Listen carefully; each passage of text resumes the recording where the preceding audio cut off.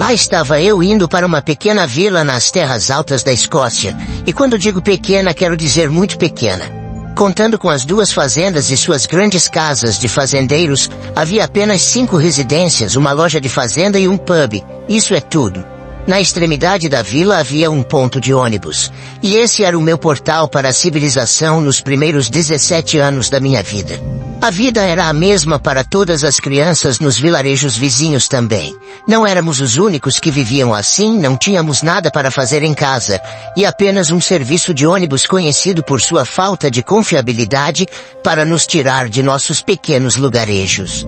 Então, quando cheguei à adolescência, e ter um carro se tornou uma opção, a perspectiva de colocar minhas mãos em um parecia ser meu bilhete dourado para a liberdade. Eu poderia ir a qualquer lugar, fazer qualquer coisa, sair da minha monótona vila por dias a fio, e tudo o que eu precisava era de um pouco de dinheiro para gasolina. Trabalhei arduamente, economizando cada centavo que podia, direcionando tudo para esse pequeno hatchback de 3 portas que eu tinha visto no jornal local. Então, no meu aniversário de 17 anos, meu pai revelou que ele já havia dado um sinal para ele, e tudo que eu tinha que fazer era pagar o restante com o meu próprio dinheiro, e a coisa seria minha. Lembro-me dos meus amigos estarem quase tão felizes quanto eu com o novo carro. Afinal, eles também colheriam os benefícios da minha recém-adquirida mobilidade. Todos nós dirigimos até Inverness por um dia, fomos a Domino's e tentamos ser atendidos em alguns dos bares lá, mas, tão divertido quanto isso foi, estava longe de ser a grande cidade ou algo assim, e eram apenas algumas horas de carro de ida e volta. Começamos a considerar um destino um pouco mais desafiador. Algum lugar onde nenhum de nós tivesse estado antes, o mais longe possível de casa, até onde meu carro pudesse nos levar. Então, após algumas discussões, decidimos por Londres. Nenhum de nós havia estado em Londres antes, e por mais que Edimburgo fosse o centro do nosso mundo, Londres parecia ser o centro do universo. Estávamos nos preparando para uma verdadeira viagem de amigos, então decidimos economizar por alguns meses, e depois dirigir até lá no verão para aproveitar ao máximo a luz do dia e o bom clima. Levamos um bom tempo, e a fase de planejamento de uma jornada tão grande nos fez sentir que estávamos prestes a estrelar nosso próprio spin-off do Senhor dos Anéis. Mas quando chegou a hora de arrumar o carro e pegar a estrada, mal conseguíamos conter nossa empolgação. Pensamos que seria a viagem que definiria nossa juventude, algo que preencheria a lacuna entre a infância e a vida adulta. E de certa forma foi exatamente isso. E mesmo que nunca chegássemos realmente a Londres, nenhum de nós seria o mesmo novamente. Planejamos fazer a viagem de 10 horas em 2 etapas, 5 horas até Blackpool, onde dormiríamos em um hotel, e no dia seguinte, mais 5 horas até Londres. Escolhemos um travel lodge nos arredores da cidade para conseguirmos alguns quartos, e a viagem até lá foi fácil o suficiente. Mas quando chegamos, percebemos que cometemos um erro muito bobo. Em vez de reservar os quartos e pagar antecipadamente, achamos que poderíamos simplesmente aparecer em algum lugar e conseguir quartos disponíveis. A simpática senhora na recepção pediu desculpas e nos informou que estavam todos ocupados. Ficamos menos do que satisfeitos com nós mesmos. Dirigimos um pouco mais, esperando encontrar algum lugar com um quarto livre ou 2, mas para nosso horror absoluto, todos os lugares estavam lotados para aquela noite. No final, tivemos que aceitar que tínhamos que seguir em frente, o que estava fora de questão porque eu estava completamente exausto, ou tentar dormir um pouco no carro, depois de estacionar em algum lugar seguro e discreto. E foi assim que acabamos no estacionamento de um posto de serviço, inclinando os bancos e nos acomodando para algumas horas de sono terrível antes de voltarmos para a estrada em direção a Londres. Não tenho certeza de quanto tempo depois, mas acordei com um dos meus amigos, Alistair, me cutucando no ombro dizendo que precisava ir ao banheiro. Considerando que era um carro de 3 portas, isso significava que eu precisava sair do carro e puxar o banco para a frente para que ali tivesse espaço para sair. Eu estava completamente exausto nesse ponto, então saí do carro de mau humor, para que ali pudesse ir e se aliviar em alguns arbustos próximos. O barulho acordou os outros amigos, que não ficaram nada satisfeitos em ter seu sono perturbado. Então sentei na beirada do banco do motorista, olhando para o concreto lá fora, enquanto Ali caminhava para um canto escuro do estacionamento. Lembro-me de esfregar os olhos, dizendo a mim mesmo que tudo valeria a pena quando estivéssemos causando o caos entre os pobres e inocentes Sassenachs. Mas segundos depois, ouço os arbustos se mexendo e olho para cima para ver o Ali saindo deles, correndo em direção ao carro antes mesmo que eu pudesse dizer alguma coisa. O Ali estava falando rapidamente. Liga o carro, liga o carro, liga o carro. Ele estava praticamente me empurrando para fora do caminho. Ele se espremeu de volta para o banco de trás novamente. Isso obviamente fez com que todos no carro perguntassem qual era o problema dele, mas ele está simplesmente ignorando-os, focando em me dizer que precisávamos partir rapidamente. Eu percebi que seja lá o que o assustou, estava claramente nos arbustos onde ele foi fazer xixi. Lembro-me de virar para olhá-los antes de ver a figura de uma pessoa repentinamente entrar na luz alaranjada do poste. Eu podia ver que era um cara, dava para perceber pelo olhar dele, mas além disso não consegui distinguir muitos detalhes. O que consegui ver foi que esse cara estava caminhando rapidamente em direção ao nosso carro, e não de uma maneira que sugerisse que ele fosse ser calmo ou educado em seu breve encontro com o Ali. Deus sabe o que tinha acontecido, mas obviamente não era algo bom. Eu sei que soa um pouco egoísta, mas a primeira coisa que passou pela minha mente foi que ele vai danificar meu carro. Vamos ver do meu ponto de vista. O Ali estava no banco de trás naquele momento. Então se o desconhecido tinha planos de violência, seria eu ou meu carro que sofreria com isso. Isso me fez girar a chave na ignição como um louco. E assim que consegui uma boa aceleração, pisei fundo e saímos do estacionamento de volta para a estrada principal. Assim que parecíamos estar em segurança, muitos de nós começaram a gritar para o Ali, nos contar como ele tinha conseguido irritar alguém no meio do nada, e no meio da noite. O Ali era um brincalhão na época. E ainda é, para ser honesto. E ele tinha essa maneira de irritar as pessoas, ele simplesmente não conseguia se controlar. Como se mantivesse todos os seus comentários sarcásticos, engarrafados até que explodisse. Ele sempre nos metia em encrenca em casa. Então naturalmente nossa primeira suposição foi que ele fez uma de suas piadas e nos fez sermos perseguidos de nosso local de sono. Ele quase explodiu de raiva com a acusação e negou completamente ter sido rude com alguém, mandando todos ficarem quietos para que ele pudesse explicar o que havia acontecido. Quando ele disse isso, na verdade pensei que ele estava mentindo para nós, e que era uma maneira de se livrar das nossas críticas, para que a viagem não começasse com todos contra ele. Mas então fizemos ele jurar pela vida de sua mãe, e ele o fez, nos dizendo novamente: garotos, juro por Deus que acho que acabei de testemunhar um assassinato. Eram cerca de 3 da manhã naquele momento, em um trecho tranquilo de uma rodovia dupla entre Manchester e Liverpool.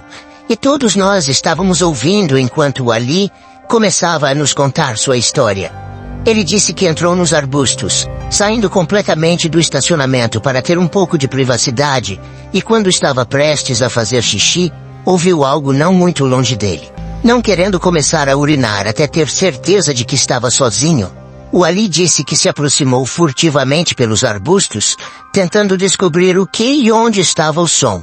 Ele disse que parecia que algo estava socando um travesseiro ou algo do tipo, com esses golpes abafados que combinavam com gemidos suaves agora.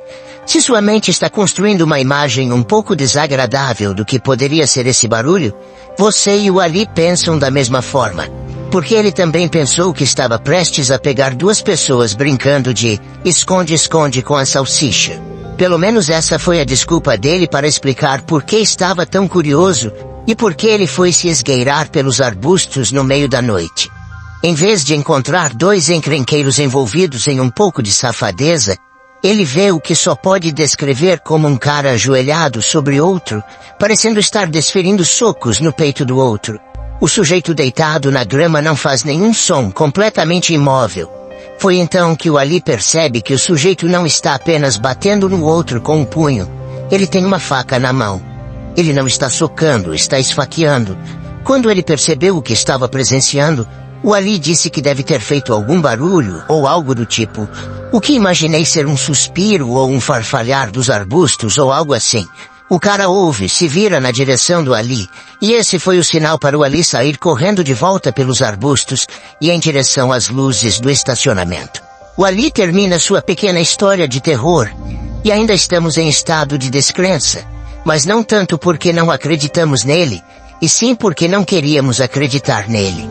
O tom de voz dele, a maneira como ele conta a história, tudo sobre sua atitude me fez pensar que ele estava realmente dizendo a verdade. O Ali era um rapaz corajoso. Suponho que tinha que ser com uma língua afiada como a dele, então vê-lo com tanto medo a ponto de molhar as calças não era algo que imaginávamos que ele fosse fingir. Ainda estávamos tentando desvendar a história, encontrar falhas nela, ou fazê-lo admitir que estava exagerando ou algo do tipo, mas ele não faria isso. Ele jurou de pés juntos que foi o que ele viu e que precisávamos ir para uma delegacia ou algo do tipo. Então, bem quando ele diz isso sobre contar aos tiras, olho pelo retrovisor e vejo um par de faróis se aproximando muito rápido da minha traseira. Desligo da conversa por um segundo, observando os faróis e esperando que eles me ultrapassem. Mas eles não o fazem. E na próxima coisa que sei, os faróis estão tão perto e tão brilhantes que estão iluminando todo o interior do meu carro. Isso chama a atenção dos rapazes, e enquanto estou entrando em pânico, imaginando o que diabos o outro motorista está pensando, ouço o Ali dizer: "Ah não, é ele." Um segundo depois, bum, o motorista acelera e bate sua dianteira no meu para-choque traseiro. Todos soltamos gritos de terror. Mantive minhas mãos firmemente agarradas ao volante e consegui manter o controle do carro por pouco, mas outro impacto como aquele, e talvez eu não conseguisse evitar que saíssemos da estrada.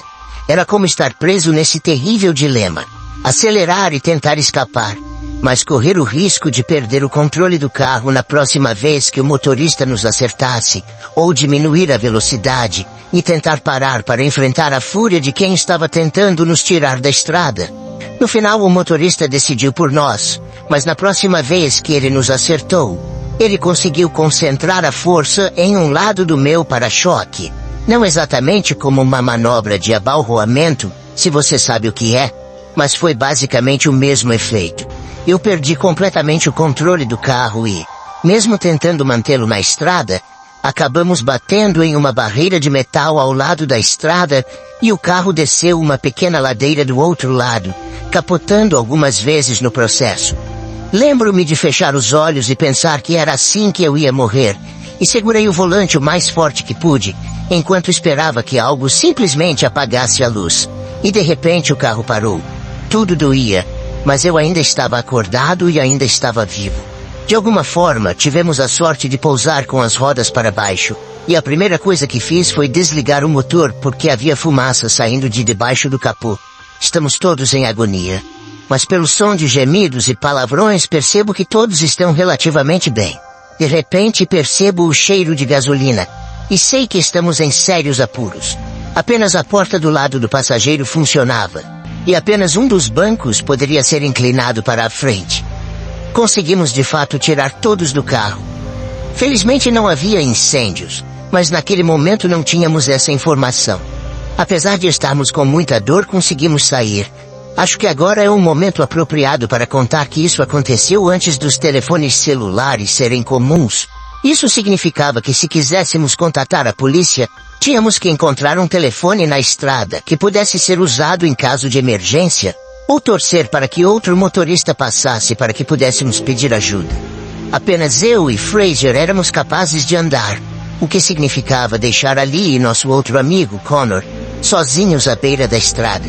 Se o cara que nos jogou para fora da estrada voltasse e visse Ali lá, indefeso à beira da estrada, Ian e Connor estariam em apuros. Afinal, se o sujeito realmente estivesse tentando eliminar testemunhas, ele não hesitaria em machucar os dois, ou esperar que voltássemos. Felizmente isso não aconteceu, porque um carro apareceu na curva justo quando eu e Fraser estávamos indo embora, e a mulher que dirigia tinha um desses antigos celulares que pareciam um tijolo com uma antena na ponta. Ela conseguiu entrar em contato com a polícia para nós, e imploramos para que ela esperasse até que eles chegassem. Embora a van que nos jogou para fora da estrada não tenha reaparecido, estávamos aterrorizados com a possibilidade de que ele voltasse para terminar o serviço que começou. No final, Passamos o resto da noite em um hospital em Greater Manchester, com 2 policiais ouvindo nossos relatos. Cada um de nós teve contusões e outras lesões, mas nada que alguns dias de descanso não curassem. Fomos incrivelmente sortudos, e um médico em particular me lembrou disso, dizendo que se estivéssemos indo 10 ou 15 milhas por hora a mais, ou se o carro tivesse permanecido na estrada, provavelmente não teríamos sobrevivido. Essa parte realmente ecoou na minha mente porque, como mencionei, eu estava tentando manter o carro na estrada, achando que essa era a melhor opção. Acredito nisso, porque se tivéssemos batido em um rio ou algo assim, teria sido muito pior. Mas se eu tivesse acelerado um pouco mais para tentar escapar e depois perdido o controle, nenhum de nós teria saído daquele acidente com vida. Consegui ligar para minha mãe e meu pai do hospital, e embora eles ficassem horrorizados com a notícia de que tínhamos batido, eles também ficaram aliviados ao saber que tínhamos saído apenas com algumas contusões. Obviamente, fiquei arrasado com meu carro, pois meses e meses de trabalho quase foram em vão. Mas, dada a gravidade da situação, eu não senti que havia perdido realmente algo. Eu ainda tinha minha saúde, todos os meus amigos estavam bem, exceto por um grave torcicolo, e ainda podia pegar emprestado o carro do meu pai se realmente precisasse. Perder meu carro foi terrível, mas no grande esquema das coisas, não importava tanto. Somente muito depois descobrimos que a polícia encontrou evidências de um crime violento perto do estacionamento onde estávamos tentando dormir. Eles não encontraram nenhum cadáver ou algo do tipo, mas havia sangue suficiente para corroborar a história de Ali sobre ter visto uma pessoa sendo esfaqueada. A van que nos jogou para fora da estrada foi encontrada cerca de uma semana depois, abandonada em uma área arborizada do outro lado de Manchester. Havia manchas de sangue no interior, e a placa correspondia a uma que estava estacionada no mesmo estacionamento onde tentamos dormir. No geral, evitamos por pouco sermos silenciados permanentemente, como testemunhas de um assassinato. Mas além disso, não descobrimos muita coisa por um bom tempo. Não tínhamos ideia se eles haviam capturado o cara que nos perseguiu e por que ele matou o sujeito. Ali não viu mais nada além de termos sido muito sortudos por sairmos vivos. No entanto, meus pais receberam uma ligação dos pais de Fraser, porque a tia de Fraser estava trabalhando em Leeds e acompanhava a história. A vítima do assassinato era coproprietária de uma empresa de construção em Blackpool e havia processado recentemente seu sócio por algum tipo de fraude. Pouco tempo depois, o corpo do cara foi encontrado, aquele que encontramos. E seu parceiro que roubou o dinheiro se tornou o principal suspeito do assassinato. Esse foi o sujeito que nos perseguiu em sua van, e ali realmente o encontrou terminando de matar o parceiro que ele havia roubado. A pior parte é que Ali se enganou ao pensar que o assassino havia esfaqueado seu parceiro no peito. A causa real da morte foi estrangulamento. O cara havia levado uma faca porque queria tornar o trabalho o mais difícil possível para a polícia identificar o corpo de seu parceiro. Não foi uma facada no peito do sujeito, estava muito escuro para ali ver. A vítima estava sendo esfaqueada no rosto. Só soubemos desse detalhe mais tarde, quando estávamos na casa dos 20 anos. Fraser pai contou para o meu pai, mas ele não teve coragem de me contar algo tão horrível. Demorou até que todos nós, eu e meus amigos, estivéssemos na casa dos 20 anos para ficarmos sabendo dessa história, e quando ficamos, posso dizer que senti um arrepio. Isso tudo aconteceu há tanto tempo, que eu e meus 3 velhos amigos estamos casados e com filhos na maioria das vezes, morando em lugares diferentes. Então não nos vemos tanto quanto gostaríamos, mas de vez em quando todos voltamos para casa ao mesmo tempo e vamos tomar uma cerveja em um dos bares locais. O clima sempre é bom durante essas reuniões, mas em algum momento a conversa inevitavelmente se volta para o acidente, e como somos todos sortudos por termos voltado para casa com vida, há um cara que nunca conseguiu voltar para casa. Mi sono stato, oh bella ciao, ciao, ciao, ciao, una mattina. Mi sono stato